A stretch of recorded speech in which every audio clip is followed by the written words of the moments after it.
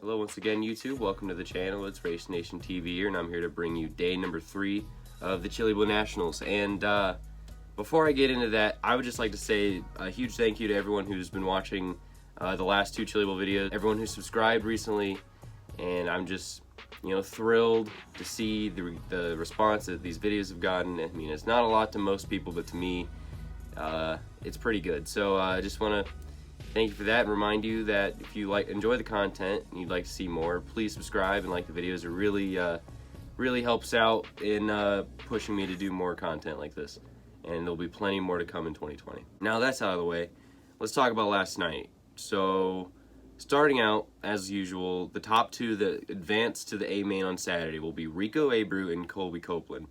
Now, I'd already told you, Rico, I feel like I kind of threw him into my pick for Saturday.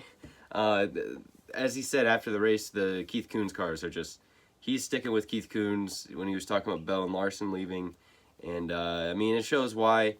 They know what they're doing. There's 2 Keith Kunz cars already locked in. The rest of them been doing pretty well. I think the one, Zeb Wise was the only guy with Keith Kunz who's had some trouble, and I talked about that as well in the day 1 episode. Colby Copeland, however, I mean, he didn't have it as easy. Rico kind of stole the show for a bit, but Colby Copeland and Han, they had an awesome battle for second last night. That was really good. But Copeland, he said he's never been locked into the A this early. So I mean, that's, God, you just those stories, those are the things you love to see. And what more can you say? That's just a good story. So further through the field last night in the A, Sammy Swindell is locked himself into a B main. So he's basically 1 race away from locking himself to the A, which is good to see Sammy at, I believe, 64 years old, still being able to get himself into a B main. I mean, he's won this thing, 5 times?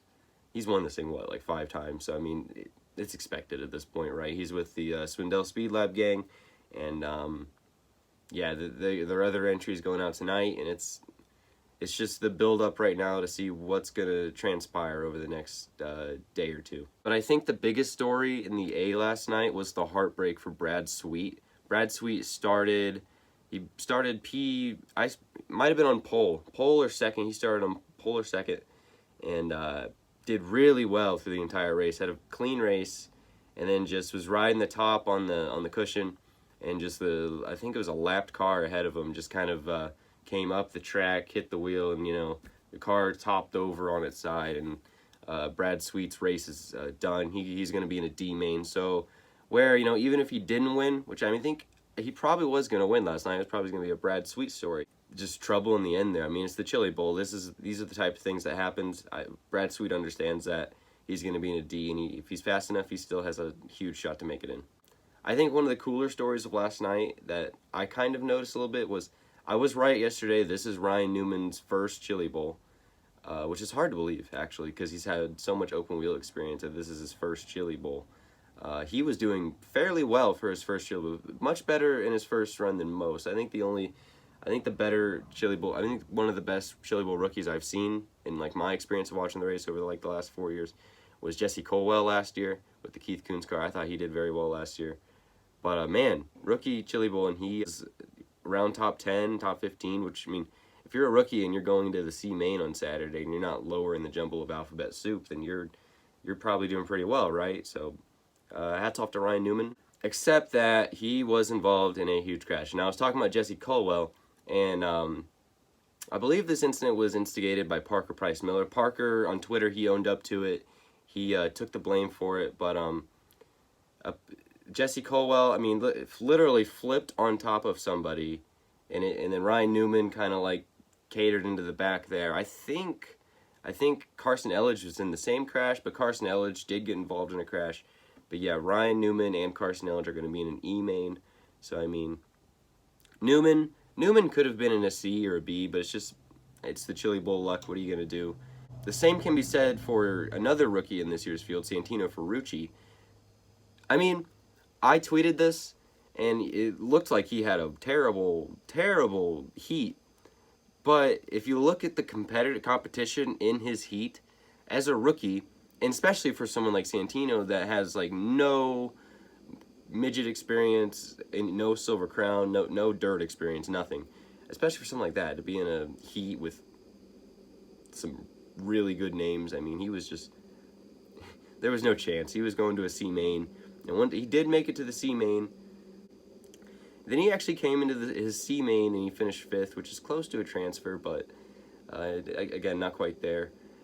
Which, I mean, no expectations for Santino. I mean, it's his first run. It was kind of an interesting thing to see him thrown into a dirt midget like that and just see what he could do right off the bat. I mean, honestly, 5th in a C main, I mean, hey, maybe he could make a few mains on Saturday. I mean, maybe he could make 1 or 2. I think that's what Connor Daly did. I think Connor honestly made it through like 1 or 2 of them, and then his run died out.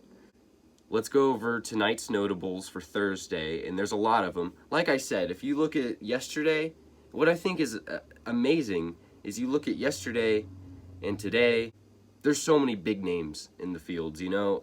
And then you look at Tuesday and Larson's night, you look at the entries, and it's like you didn't see many that could compete with Kyle Larson. Like, I mean, there were a lot of good entries, right? But none that are going to compete with Kyle Larson. I mean, anyways, let's go over the notables. In the 2ND, we have Dave Darlin, big fan favorite in USAC, by the way, if you never heard of him. The 7A of Justin Allgaier. Yes, Justin Allgaier does the Chili Bowl every year. Then we have the 19B of Spencer Baston. The 21K of Corey Kruzman. Kruzman is a 2-time winner, I believe. The 39 of Logan Seavey, who used to race for Keith Kunz. Now he's racing for Swindell Speed Lab. Now we have the 39B of Cole Bodine. You probably have never heard of Cole Bodine, but he is racing for the Clausen Marshall team, which is, I believe, the Clausen Marshall team is probably one of the better midget teams. The 55V of CJ Leary, he is racing Alex Bowman's car.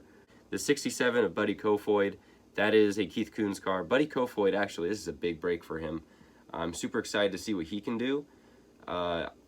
He was actually one of the local guys in Attica and Wayne County Speedway, where I live. He races with an Ayrton Senna helmet. It's pretty cool. But yeah, he's pretty good. I've heard bad things, good things about him. It's just Buddy Kofoid. I'm excited to see what he can do. He's just a Keith Kunz car. He could honestly pull it off and win tonight, I think. Then we got the 67K of Holly Holland, another Keith Kunz car. She's been doing it for a little while, I think, now. We got the 91B of Tanner Berryhill. No, that's not enough biker racing entry, by the way, guys. We got the 76M of Jason McDougal.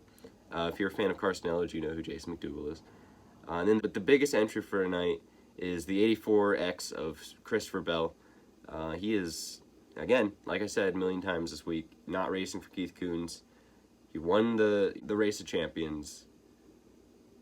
What can he do tonight? I mean, he's going to finish 1st or 2nd. I'll put that out there of my opinions, my thoughts. I think it's either going to be a Keith Kunz car, Logan Seavey, or Seabell. That's my bold prediction. Unless he gets caught up in something, but I mean, that's the pressure of the Chili Bowl. Is, you know, Christopher Bell might be the fastest car, but there's so much that can happen in lap traffic. So much that it's such a tight space that anything can happen. He could start 24th.